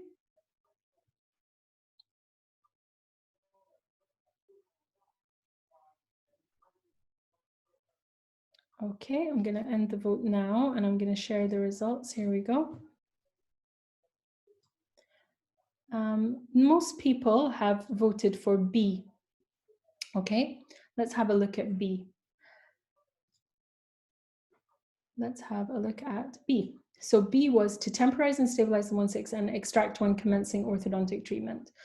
Extract 1/6 immediately on chair under IS. Extract, okay. So you chose B.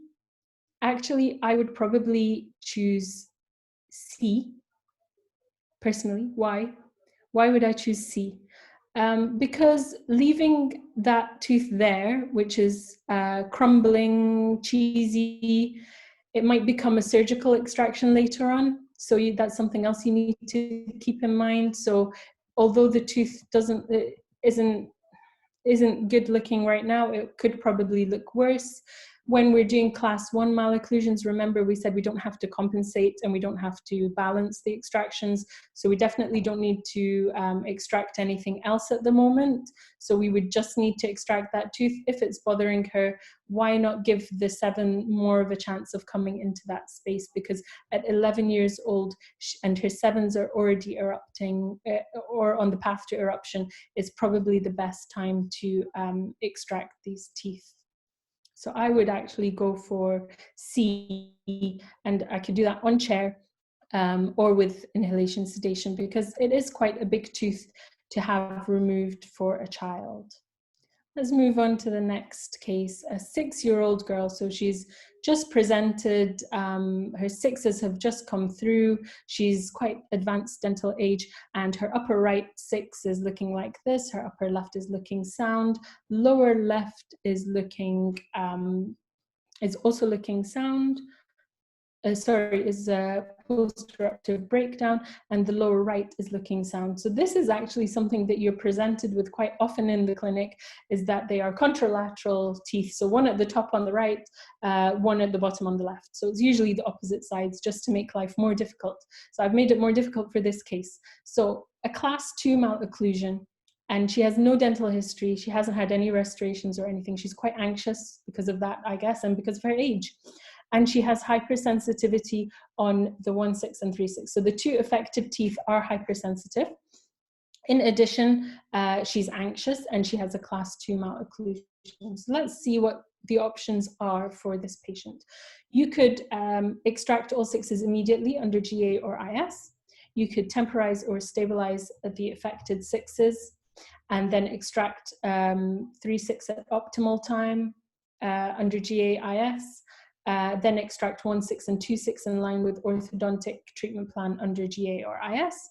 You could temporize or stabilize the affected 6s, then extract 1/6 and 3/6 at the optimal time under GA or IS.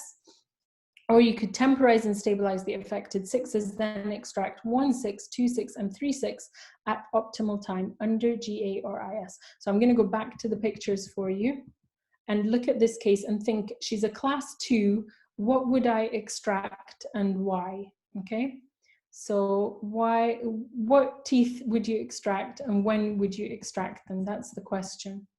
So let's open the polling for this and see what you all think. Here we go, launch poll. Everybody can start voting now. So you can extract all the 6s immediately. You can temporize the affected 6s, extract the 3/6 at the optimal time under GA or IS, extract the 1/6 and 2/6 in line with the orthodontic treatment plan under GA or IS. You can temporize or stabilize the affected 6s and extract all of them at the optimal time, or you can temporize, stabilize the affected 6s and extract the 1/6 and 3/6 and 2/6 at the optimal time. Let's see, this is a difficult one. I made it difficult on purpose so that you can see, because sometimes, well, most of the time, this is what you get in the clinic in real life. You don't get the straightforward cases, and that's why many people don't feel confident in treating cases of MIH when it comes to extractions. So we've got lots of votes. I think we'll give it 5 more seconds. Yeah. Okay, here we go. We're going to end the poll. Most people have gone for B, followed by C, D, and A. So let's have a look at those.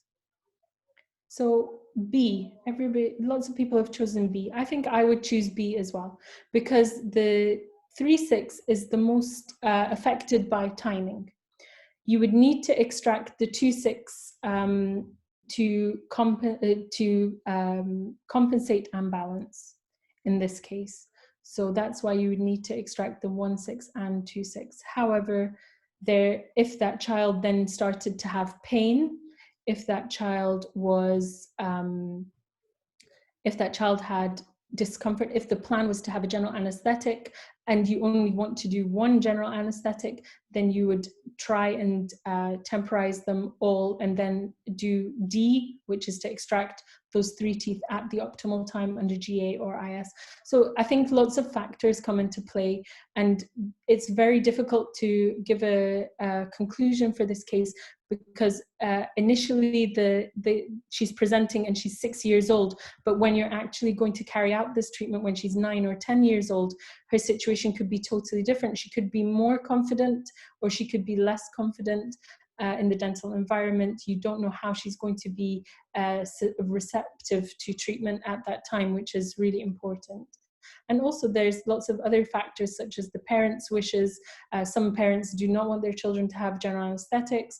Others would rather that they had a general anesthetic and had everything done at once. So these are all factors which you need to keep in mind. So there is no definitive right answer, but everything is up for discussion. Now let's look at this 10-year-old boy. And he has, his uppers are both affected and his lowers are minimally affected, just showing creamy opacities, but all of them are hypersensitive. So he has another class 2 malocclusion. He is anxious again. He has hypersensitivity on all of his 6s, and the 7s are showing the first signs of calcification at the bifurcation. So I think this is a bit more straightforward, I hope. So let's look at the options for this one. Extract all 6s immediately under GA or IS. Temporize or stabilize the affected 6s, then extract 1 6 and 2 6 in line with orthodontic treatment plan under GA or IS. Temporize, stabilize affected 6s, then extract all 6s in line with orthodontic treatment plan under GA or IS. And the last one is to extract 1 6 and 2 6 immediately under GA or IS. So let's have a look at the poll for this. Here we go, launch the poll. Let's see what people say. What would you do? Would you extract all of them immediately? Would you stabilize them and extract the uppers only? Would you stabilize them and extract all 4 of them later on with orthodontic treatment? Or would you extract the 1 6 and 2 6 immediately? I see it's close for this one. You're going to be, there's 2 schools of thought here, which is fine because we don't expect everybody to think in the same way. There might be a factor that you've taken into consideration which another person hasn't. So remember that he's a class 2, he's anxious, he has hypersensitivity on all of them, and the 7s are showing the first signs of calcification at the bifurcation. What would you do? I'm going to give it 5 more seconds. Let's see. Okay. The clear winner is B. So most of you voted B. Everybody else voted for D, C, and A in that order. Let's have a look at those options. So B, D, C, A.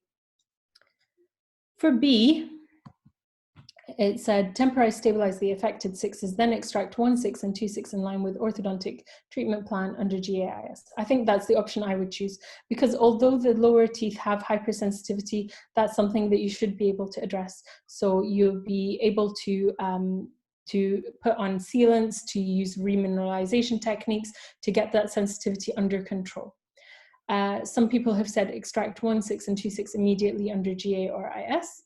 Yes, you could do that, but then you're not giving your orthodontist, your poor orthodontist, you're not giving him the gift of space, him or her. So we want to give the orthodontist the gift of space. Remember, it's class 2. So we try and keep hold of those 1 6 and 2 6 until they can utilize that space. But if they were so symptomatic and they were bothering the child, then yes, you could go for immediately extracting those. And then I think it was A, I think, let's see, who was it? Who was next? Yeah, I think it was B and then D and then C and A. So for C, extract all 6s is a bit radical, especially if he's a class 2. I don't think you want to lose anything in the lower arch. So if you're able to control the sensitivity in the lower arch, then I wouldn't recommend extracting them. So let's move on to our final case, which is a 12-year-old boy, and his upper right is sound, his upper left is cheesy, and lower right has post-eruptive breakdown, and the lower left is sound with just a little creamy opacity. So remember, these are just hypothetical patients that I have put together like a jigsaw for you, just to give you an idea of what could present, okay? So let's say that this patient has a class 3 malocclusion. He has no previous dental history and no hypersensitivity. His 7s are nearing eruption, okay, because he's 12 years old, but he has a pain and abscess on the 2-6, and he has a restoration, previous restoration in that tooth, which has failed. So these are the factors I want you to keep in mind. 12-year-old boy, upper left and lower right are affected, no hypersensitivity, his 7s are coming through, he has pain and abscess on the 2-6 and a failed restoration. So let's see, would you touch this patient before seeking an orthodontic opinion? B, would you extract the 2-6 immediately under GA or IS or on chair and then seek an orthodontic opinion? Would you do an RCT of 2-6 and temporize and stabilize the 4-6 and then seek an orthodontic treatment opinion? And lastly, would you prescribe antibiotics, temporize, stabilize the 2-6 and 4-6 and then seek an orthodontic opinion? Let's see what you would do. We're going to do another poll. I think, here we go, let's launch this one. Let's see, what would you all do? So it's a class 3, upper left and lower right are affected. The upper left, the 2-6 has an abscess and pain. What would you do for this patient? How many people are still awake? So far we have almost 300 out of the 700 awake, which is not bad. No? If we can get 400 of you awake, I think that's a good score. So we've got 20 more seconds because I'm just going to give you a minute to vote. Now remember that he has pain from this tooth. He's a class 3, so the 2-6 is painful. It had a restoration previously. That restoration has failed. The lower right does have breakdown as well. Let's see what happens. Okay, I'm going to stop the vote now. 5, 4, 3, 2, 1. Let's end the poll. And we're going to share the results. Here we go. So most of you said D, prescribe antibiotics, temporize, and then seek an orthodontic opinion. Then the next answer was very close, A and C, so 24%, 23%. So for C, RCT of the 2-6, temporize and seek an orthodontic opinion. A, don't touch this patient. So lots of you remembered when I said don't touch the patient if it's a class 3. That's correct. But the patient is in pain. So pain supersedes everything. It goes above anything that anybody tells you, because your first, what's in the best interest of the patient is to get them out of pain. So actually all of those options, except for B, are valid options. So I wouldn't have a problem with you prescribing antibiotics, temporizing and stabilizing them, and then seeking an orthodontic opinion. I wouldn't have a problem with you doing an RCT of the 2-6 if you felt that was viable. I wouldn't have a problem with you doing those 2 options. I think those are the 2 good options. And then extraction, if that's what the patient wants, because you might have a patient who just says, this tooth is so painful, I really don't care, I don't want to go through root canal treatment, just take it out and get it out of my mouth. The parents might push you for it. So that's also an option. But I think the ideal would be if you don't want to do anything like proceeding with an RCT for a tooth that might be extracted, if you prescribe some antibiotics, temporize those 2 teeth with some temporary restorations, that's a good option until you get your orthodontic opinion, because remember, he's a class 3 and we don't touch those without seeing an orthodontist. Okay, So this brings me to some radiographs showing how favorable space closure can look, so that you can see why we are going for this line of extraction treatment. So if you're going for an extraction, you are stopping the restorative cycle for that patient. Instead of signing them up for a lifetime of restorations, RCTs, crowns, you're actually giving them less teeth in their mouth, but they are all healthy teeth in their mouth. So that's why we go for this kind of treatment planning. If you look at this case, you can see that the sixes were affected by MIH. You can see it happens in the opposite sides, opposite arch. That's what usually happens. These are also affected, but to a lesser degree. And you can see that they've been extracted, and what's happened is the 7 is now drifting into the space, and you can see that the final result is that there is adequate space closure. Sorry, there's adequate space closure here, very minimal space left here, which orthodontists can deal with quite easily, I think. So if you look there, you can see a slight space in the lower arch on the left side. And what happens if you extract at the wrong time, so when it's already, the 7 has already come through the bone, it's not likely to drift into the space of the 6, and that's what's happened here. And you can see that the patient is left with a lot of residual space there, and also some tipping in the upper arch, which will be difficult to restore, but also difficult to keep clean. And if we look at this last case of favorable space closure, you can see this lower right tooth has a periapical lesion, and they've extracted the 6s, and you can see that you've got quite good space closure in both arches, which means that this child now has occluding teeth, which need minimal orthodontic intervention as they go through their lives. So I'm back to my ducks, back to asking you how you're feeling. I should maybe have put the question, are you still awake? How confident do you feel in diagnosing MIH? I'm going to ask you again at the end of this journey that we've been on together before I give you my bonus. And I think we're doing okay for time as well.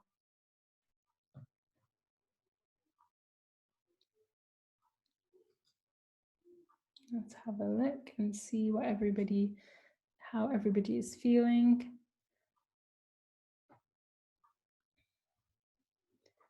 And pleased to report that for once it's sunny here in Scotland. So we were able to sit in the garden today and actually have some sun, because we're in lockdown. We can't actually go out anywhere other than our back garden. So we have a very small back garden, which we're very grateful for, that we can get a bit of vitamin D. I'm sure you have lots of vitamin D in Saudi Arabia. Let's have a look. Okay, we'll share the results. Most people, 50% of you are confident, and 38% are very confident, which is fantastic. So let's see how you are feeling in terms of confidence in treating.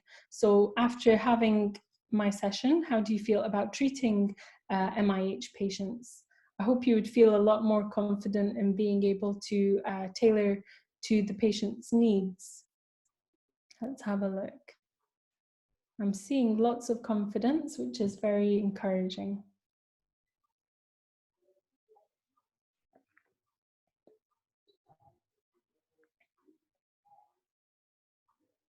Okay, excellent.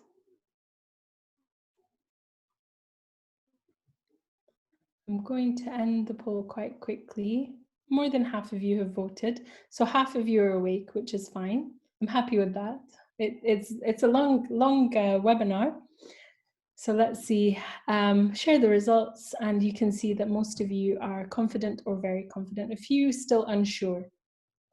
So that if you have any questions, I am going to share my details at the end. If you want to ask any questions, I'm happy to answer them. So let's move on to my bonus slides. This is something that I have prepared especially for you, for the Saudi Paediatric Dentistry Society. And this is something which my husband has developed, and I have helped in its development. It's called AVIOS, which is Al Muzian Virtual Interceptive Orthodontic Analyzer.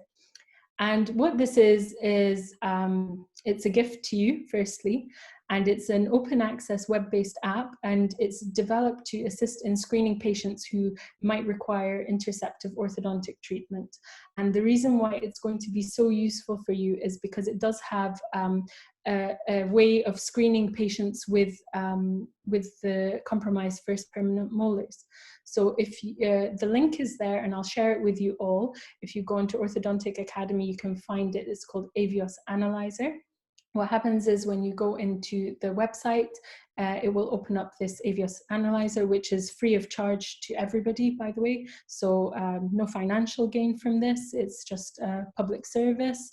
You sign in, given some of your details to this, the analyzer, and then it will come up with this screen, which will give you a list of things that you need to enter. So you will go into local habits, and you will talk about what local habits that child has, whether they have them or not. It will ask you if they have supernumerary teeth. It will ask you if they have hypodontia. It will ask you if they have any transverse relationship discrepancies. And this is the one that I want you to focus on, which is assess maxillary first permanent molars. So you need to tick all of them. Can you see how they have a green tick? What happens is each time you complete one of these screens in your assessment, it will tick them. Once you've ticked all of them, then you can move on, and it will give you an analysis. So when you're doing assess first permanent molars, it will ask you, have they erupted normally? Are they delayed?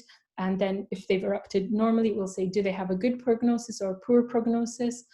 Then it will say, are all the teeth present?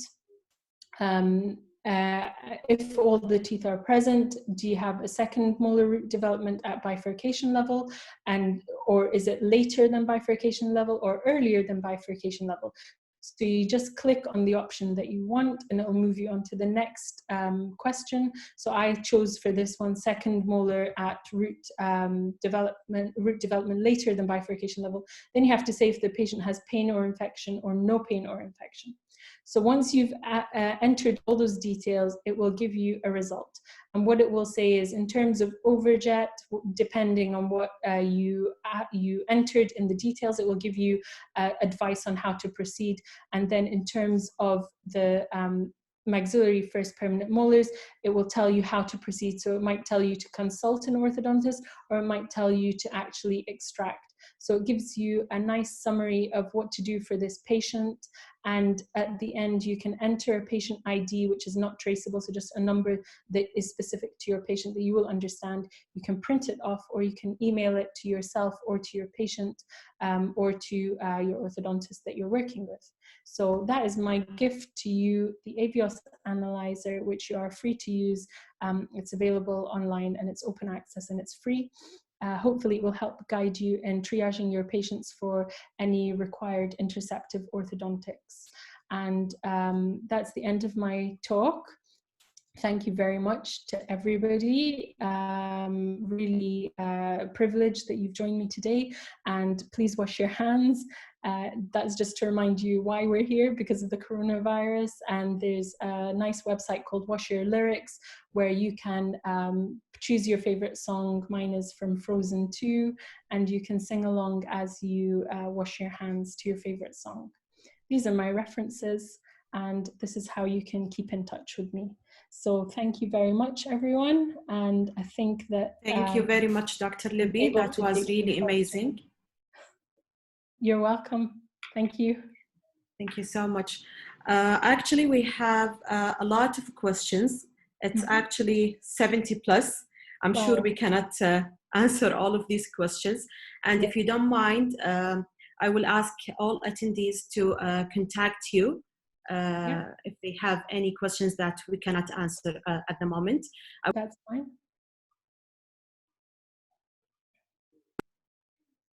Can I share with you some of the questions, Dr. Yeah, Libby? go for it. Yeah. Yeah, so... Can you stop your sharing? Yeah. Here we go. Okay, so Before starting to give you the questions about the MIH, I will just make a few announcements. The CME, this lecture is accredited by the Saudi Commission for Health Specialties for 2 credits for all Saudi Society of Pediatric Dentistry members, and you will receive the certificate within 7 to 10 days. And if you can, Dr. Emad, share the announcement for next week's webinars. Thank you very much.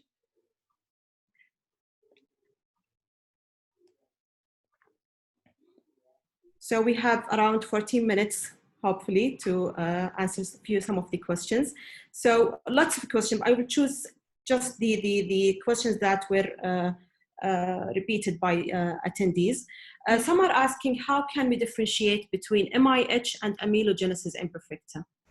So like I mentioned, there's 2 things that you need to look out for. So sometimes the patient will come with what you think is MIH because it's ticking the boxes for MIH, the incisor involvement and the first permanent molar.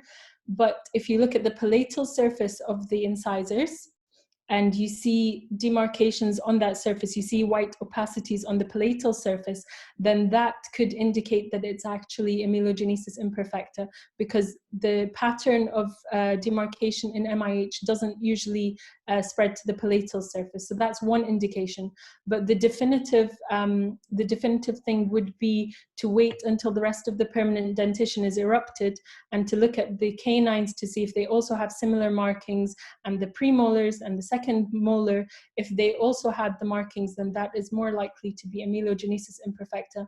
And of course, you can do genetic testing as well. And family history is also a big indicator in that case. You would ask if anybody else in the family has similar markings on their teeth. Great, thank you, Dr. Bibi. Another question is about the use of tooth mousse or CBB-ACB. For mild MIH cases. What do you think of this? Yeah, that's a really good desensitizing agent, and you can use that as a pre-restorative appointment desensitizer to help with the restoration, like I was talking about before. So you can apply fluoride or you can apply the tooth mousse. I give it to my patients as well, especially if they just have sensitivity from just sensitivity on those teeth and nothing else is wrong with them, and I put a sealant on and they're still sensitive. That is a very good treatment modality to give them tooth mousse as well. Yes. Yeah, thank you. A question, actually, a few questions about ICON. Yeah. They are asking, what do you think, which is more effective, ICON or microabrasion? ICON seems to infiltrate into the actual tubules in the tooth, and it makes it stronger. Microabrasion is actually taking away a layer of the enamel. So if the defect is in very superficial, then that can help. But actually, a combination of microabrasion and ICON is probably the best. It gives the best outcome, because what you're doing is you're taking away that discoloration from the superficial layer, but then you're infiltrating deep into that lesion. And that's what it gives it a new refractive index, and it reflects the light in a way that it becomes less visible as an opacity. So I would say if you do microabrasion for the superficial layer, and then if you do ICON as the next step, that's actually an ideal treatment now. Great. So you're suggesting a combination of both? Yeah, a combination of both, yes. Great. Another question is about the use of new smile zirconia crowns for permanent molars affected with the MIH. What do you think of this?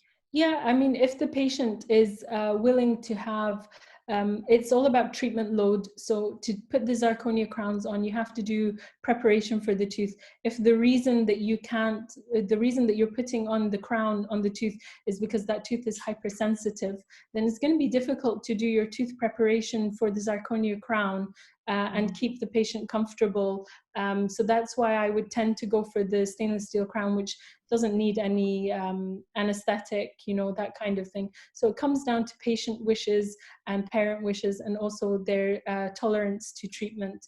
But if you had a patient who would tolerate having the zirconia crown on maybe a tooth with post-eruptive breakdown that you want to temporize until until orthodontic treatment is going to be needed and they'll have an extraction, then yes, it is a good option to put on a zirconia crown if that's what the patient wants, and if you're able to do that without traumatizing your patient, basically. Yeah. Another question, actually, a point actually raised by one of the pediatric dentistry consultants. She's saying in all of the cases you presented, she wouldn't do extraction in any of them. And she thinks that what about putting stainless steel crown until the patient is around 18, and then I refer the patient for a permanent crown. I mean, a prosthodontist to perform a permanent crown. So, what do you think? This is where it's a bit different in the UK, because it might be based on the healthcare system or just a different school of thought. So, actually having that child have the stainless steel crown on, and then later on in their life they'll need to have that crown replaced and possibly need a root canal treatment. What if they failed the crown? Then they would need to have that extracted in the future, and trying to close a space of a molar in an adult is very difficult. Orthodontists don't like to do it a full molar space closure. It's very difficult to move the molar through the bone, the second molar. And in that case, what's happening is you're signing up the patient for a future treatment burden, where they might need a bridge, they might need an implant. So it's about long-term future planning. But by extracting now an unhealthy tooth and allowing a healthy tooth to take its place. So it's all about treatment planning. It's about selecting the right cases.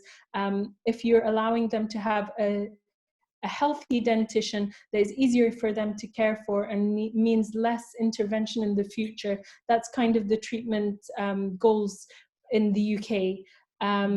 It is difficult to get your head around, because in dentistry you're kind of taught to save the tooth. But then when you're looking at the overall picture of how much stress and strain, financial and mental and physical, on the children and parents, then you need to weigh that up. If they're invested in keeping that tooth, then absolutely fine, go ahead and do the restorative procedures that you need to do. But this is another option which is also very successful. So generally, you think the system plays an important role in deciding what treatment to choose? Yeah, of course. Yeah, of course. Another interesting question is about the use of SDF for MIH cases. Yeah. Would you use silver diamond chloride? You can use SDF to stabilize MIH teeth, but they do stain, and so I think if you're unable to get anything else on the tooth, yes, you can put SDF on to stabilize any caries that you have on that tooth or to remineralize it, but you have to be aware that they do stain. I think there are newer ones which are not staining as much. Personally, I don't have much experience using SDF because we don't use it much in the UK. I think it actually post-COVID, I think that this is something that we will be using more. I think that we'll be moving away from aerosol generating treatments for children, and one of the options is SDF. So I think it's something that will come into play a lot more now in the future era of pediatric dentistry in the UK. I'm not sure about in the Middle East. Yeah. What do you think is the difference between hypominralization, hypomaturation, and hypoplasia? So hypoplasia is just that the actual network of the enamel is not built up, but it can still be mineralized. It will be strong, but it will be abnormal in shape and the surface texture. The hypomineralized is you'll get the right morphology, the right shape, but it's very weak because the minerals have hardened it up, and the maturation is sort of it doesn't really apply to MIH. It's with MIH you get the hypoplasia or the hypomineralization.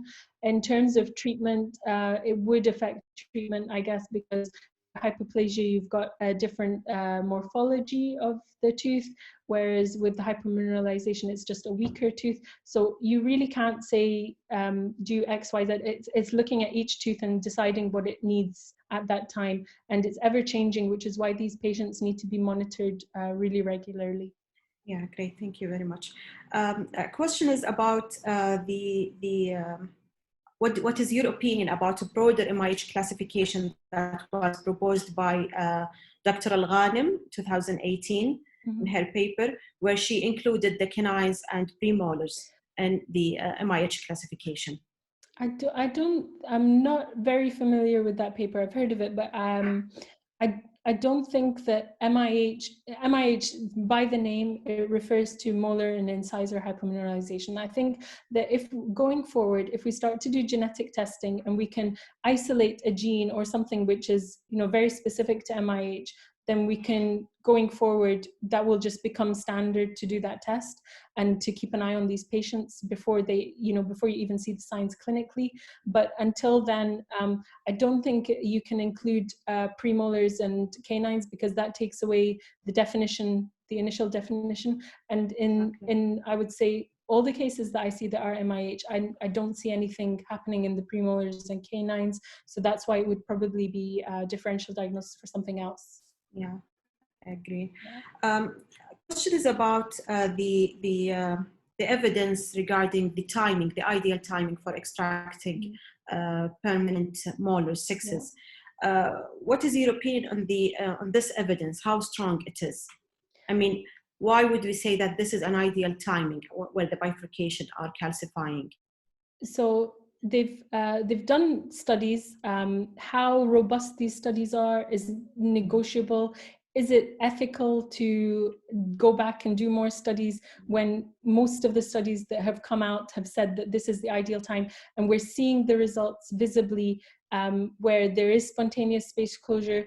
And I don't see the need to go back and do more studies and ethically expose people to the risk of not having that space closure when, I mean, in the UK, we follow the guidelines, and the guidelines are never based on, you know, poor evidence. Yeah, if they were, definitely. they would say this is based on poor evidence.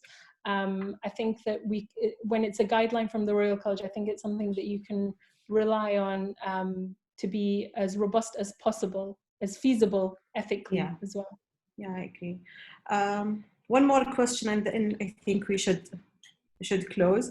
A question is about why do you think the pulp of MIH cases hyperemic? So the tubules are just more, they're open more. So the actual pathway to the pulp is open more.